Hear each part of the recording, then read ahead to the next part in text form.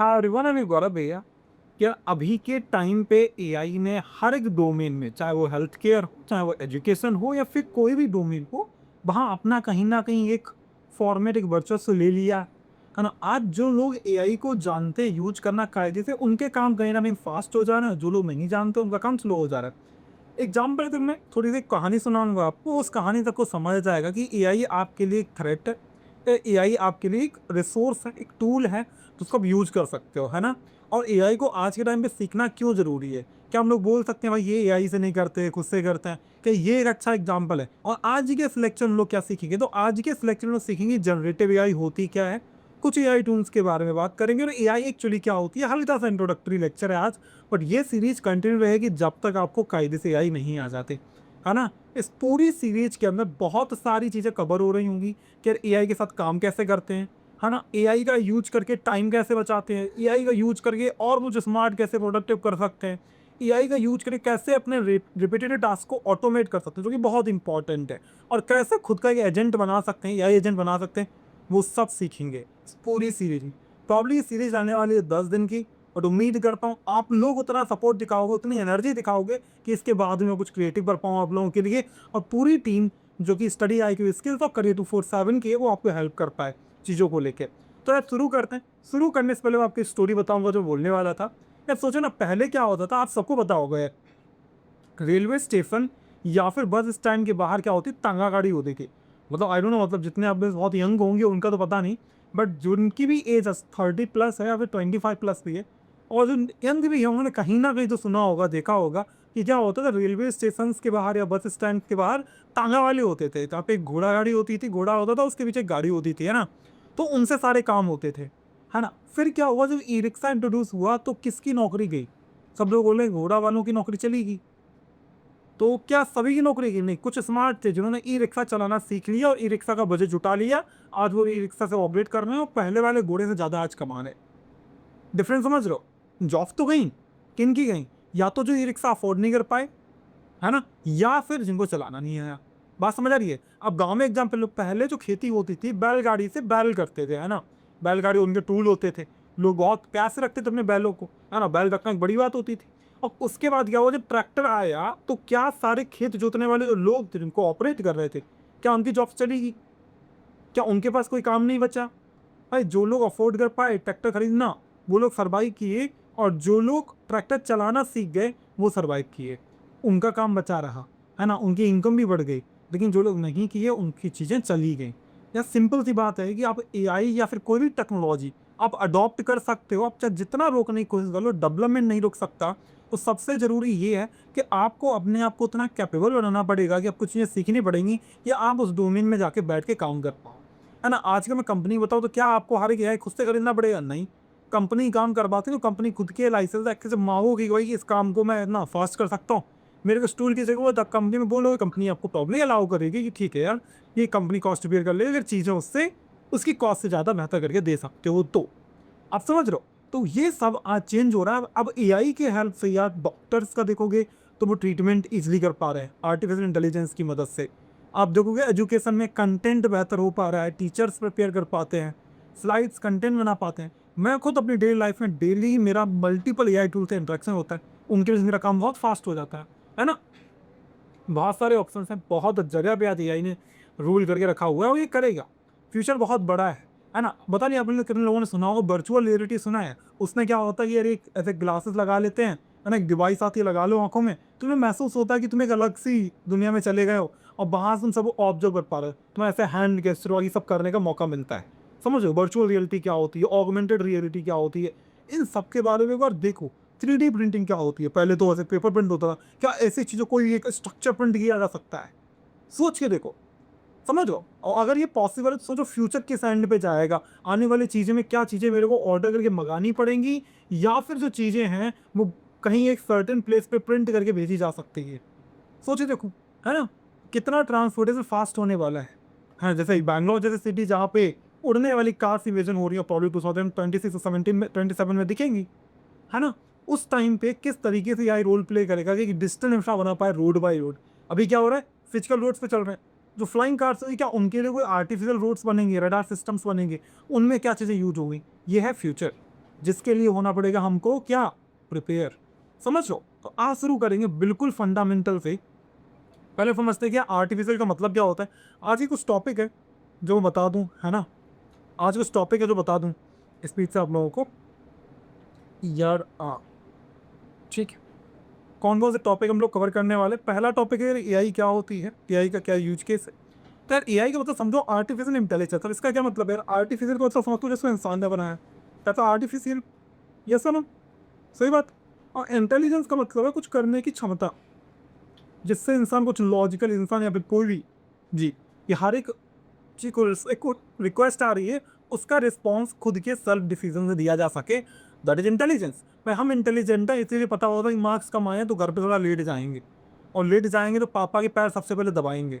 समझ रहे हो, वो एक सेल्फ इंटेलिजेंस है ना। आज सेल्फ इंटेलिजेंस है भाई, देखो ऐसा है, पॉकेट में 5,000 रुपये पड़े हैं, है ना, बिल आया 7,000 रुपये का, तो वॉशरूम कैसे ढूंढनी है, ये सेल्फ इंटेलिजेंस है। सबने देखे होगी, दोस्त ऐसा ही करते हैं, मेरे साथ तो अक्सर होता है यार, मैं बैठा रह जाता हूँ, लोग निकल जाते हैं। समझ लो। तो ये क्या सब इंटेलिजेंस। अब वैसे ही ये इंटेलिजेंस एक मशीन को अगर दे दी जाए कि भाई तुम्हें एक काम दिया जाएगा ये करने के लिए, तुम खुद से डिसीजन लेके ये काम करके दिखाओ, दैट इज आर्टिफिशियल इंटेलिजेंस।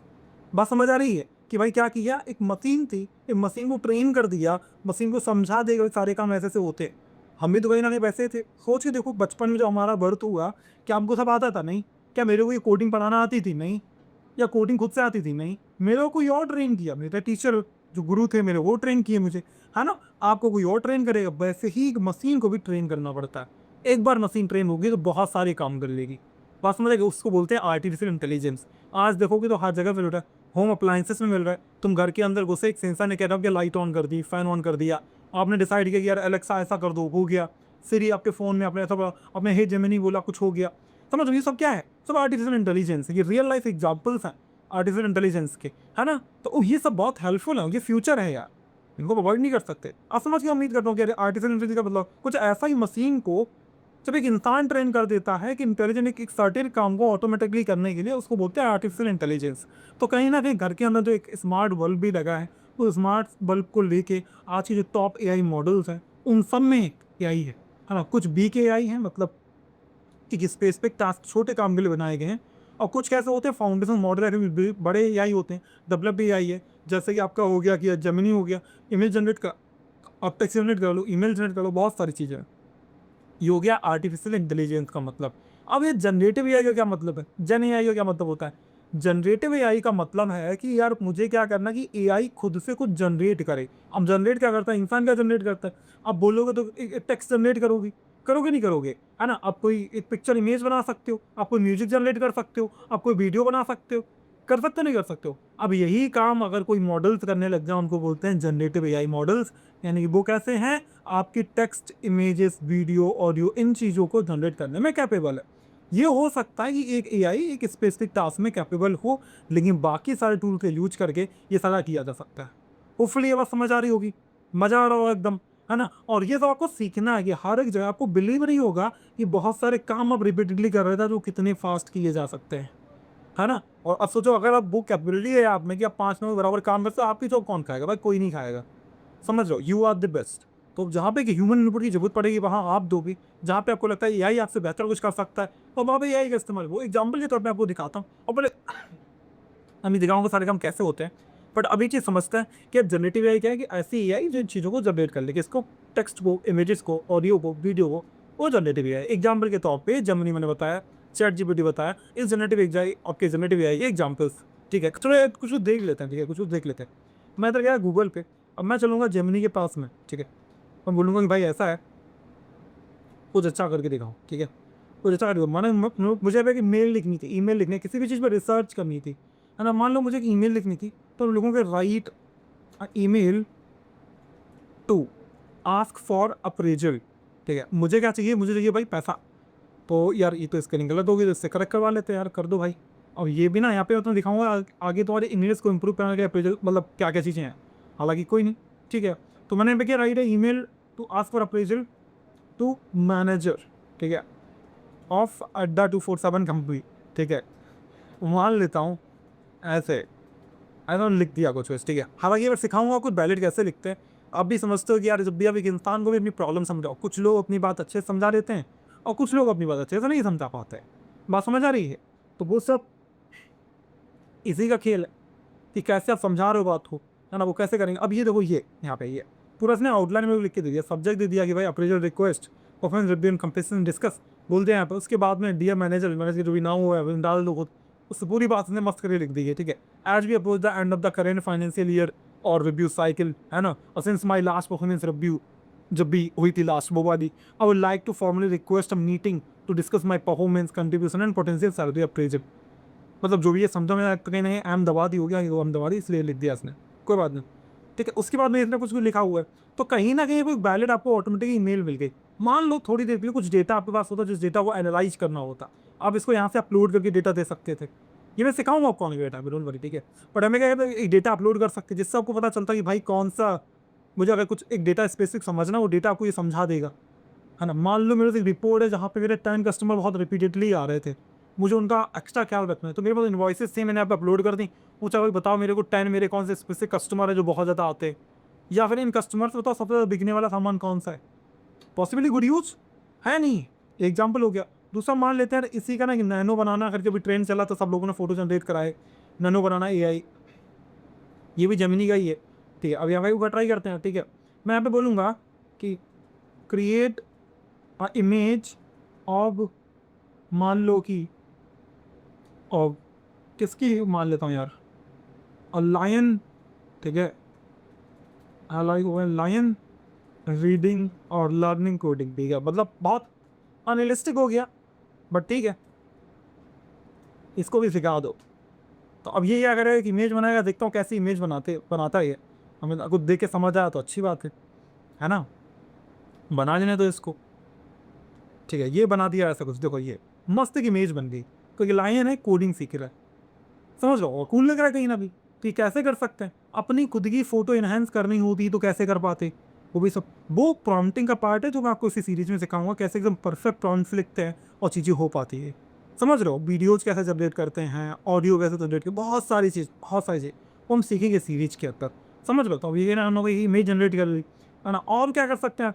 अगर अब ये क्या होगा, स्पेसिफिक चीज़ों पे कुछ कंटेंट लिखने के लिए, रिसर्च करने के लिए, और जेमिनी बहुत बेहतर है जब भी आप कुछ ऐसा कुछ फिलोसफी से रिलेटेड कंटेंट दिखाना हो, समझ रहे हो।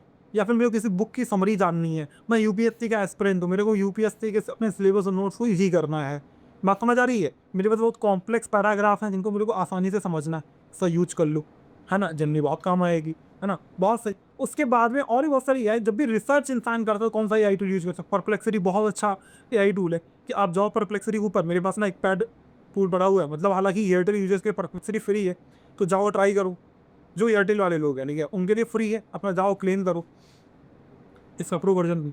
तो यहाँ पे मैं आया, यहाँ पे आने को मुझे जानना है कि भाई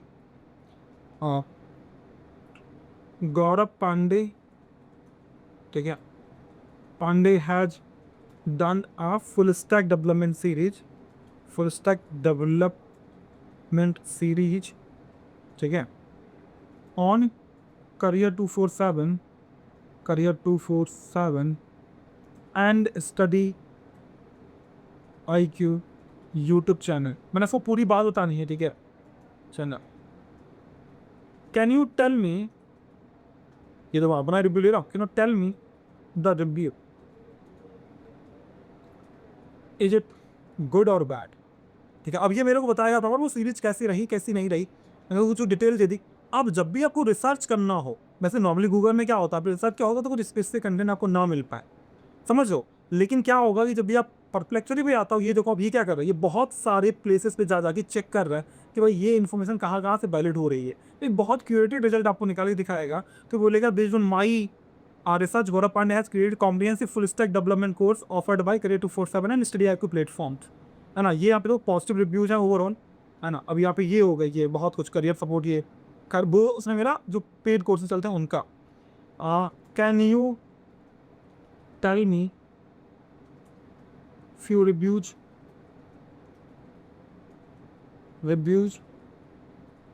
of his YouTube series, ठीक है। और मैं सब तो बता दूंगा, रिव्यूज एंड कमेंट बता दूंगा, एंड कमेंट्स, तो ये बता देगा मेरे को भी ये क्या क्या था इसके बारे में हल्का सा, है ना? अगर अब ये क्या करेगा, आपको जब भी किसी भी माना कि यूट्यूब पे वीडियो पड़ी हुई है, मेरे को पूरी नहीं देखनी है, जैसे यही वीडियो हो गई, देख लो यार इसको, देख लो क्या कर रहे हो, ठीक है, मना ही नहीं देखनी है मुझे, तो उस केस में क्या कर सकता हूँ सोचो देखो, मैं क्या करूँगा कि भाई मैंने लिया, इससे बोला कि भाई मेरे को समरी निकाल के दे दो, ये मेरे को समरी निकाल के दे देगा। समझ रहे हो? जितनी रिसर्च करनी हो, माने मेरे को गाड़ी खरीदनी है, मेरे को गाड़ी के बारे में बहुत कंपनी है, बहुत सारी डिटेल अंडरस्टैंडिंग करनी है, बहुत अच्छा टूल है, कर लो आराम से। वहाँ पे जेमिनी और फिर चैटजीपीटी काम नहीं करते। अब समझ रहे हो? तो ये सब कुछ पॉसिबल है, बहुत सारे एआई टूल्स में। क्या मैंने आपको ये पढ़ाया? पर नहीं भाई, मैं आपको बताया कि भाई इनसे कुछ चीज़ें की जा सकती हैं। मैं आपसे बोलूँगा कि यार इस लेक्चर के बाद में आप जॉइन टूल्स को ट्राई करो, और उम्मीद करता हूँ ये पूरा लेक्चर आपको समझ आया होगा। यहाँ पे ना इसने कुछ-कुछ बोला होगा, है ना? Positive research among the student the comprehensive 25 plus hours of, ये सब सही लिखा है ना? और इसमें सही लिखा है, पूरा कंटेंट लेके आया प्रॉपर। मैंने क्या पढ़ा है, क्या-क्या चीज़ें कवर की हैं, उसके बारे में बात की है इसने, और बहुत सारी चीज़ें, है ना? बहुत सही, ठीक है, बहुत सही। तो ऐसे इनसे ना जब भी कोई रिसर्च करनी हो तो आप कर सकते हो। जैसे I want to buy a car, suggest me in this model, तो ये बताएगा, फिर कंपैरिजन कर लो। बहुत सारी रिसर्च इससे की जा सकती है। कोई भी लाइफ के अंदर चैलेंजेस हैं, इसके अंदर जो भी आप गूगल रिसर्च कर रहे हो, उससे बेहतर क्यूरेटिव फॉर्मेट चाहिए, तो ये बहुत हेल्पफुल रहेगा उस केस में। I am not promoting anything, पर मैं आपको बता रहा हूँ अगर कुछ एग्जिस्ट करता है, आप इसकी लाइफ में आपको यूज़ करके कुछ बेहतर हो सके तो करो। मेरा कोई रिलेशन नहीं है इनके साथ में, किसी भी टूल्स के साथ।